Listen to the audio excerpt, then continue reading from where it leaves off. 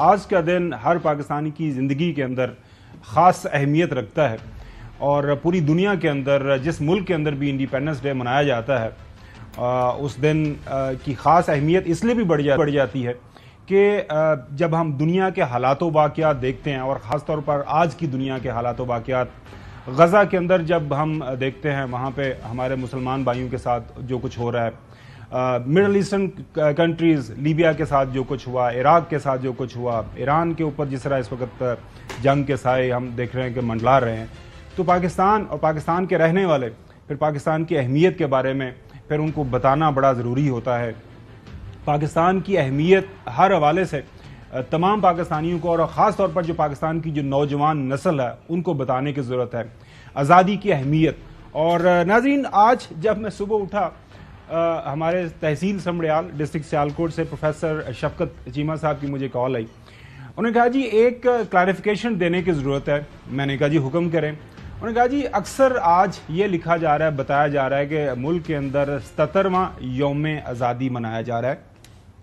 उन्होंने क्लैरिफाई किया कि आज पाकिस्तान को माशाल्लाह बने हुए 77 बरस हो गए हैं। ये हमारी सालगिरह 77वीं है और ये यौम आज़ादी 78वां है। हम 77 साल के हो गए हैं और 78वें साल के अंदर हम जो है जा रहे हैं। सालगिरह हमने 77वीं मनाई है और यौम आज़ादी 1947 को चूंकि हम आज़ाद हुए थे, लिहाजा जो है हम उस दिन से लेके आज तक, हमारे प्रोड्यूसर साहब ने भी इसके ऊपर ख़ास तौर पर गिनती की, फिर हमारी रिसर्चर सारी साहिबा के साथ उनकी फिर एक बहस भी हुई। उसके बाद फिर हमने कंसेंसस के साथ ये फैसला किया कि ये क्लैरिफिकेशन करने की ज़रूरत है क्योंकि लोग थोड़े से इस हवाले से कंफ्यूज हैं। कुछ अखबारात, कुछ मीडिया हाउसेस वो अपने उन्होंने जो पेज के ऊपर 78वां यौम आज़ादी, कुछ ने 77वां, तो ये बुनियादी तौर पर एक छोटी सी क्लैरिफिकेशन है।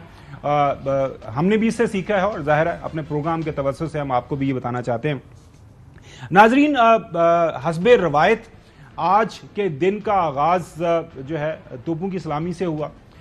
उसके बाद सुबह जब हमने देखा जो है सदर पाकिस्तान की तरफ से, वज़ीर आज़म पाकिस्तान की तरफ से, आर्मी चीफ साहब की तरफ से जो है पाकिस्तान की आज़ादी के ऊपर मुबारकबाद के मैसेजेस दिए गए और जो है दिन का आगाज़ हुआ। लेकिन सबसे जो पहली तकरीब कल रात जो ही 12 बजे तो उसके बाद वो हुई पाकिस्तान मिलिट्री अकेडमी काकूल एबटाबाद के अंदर।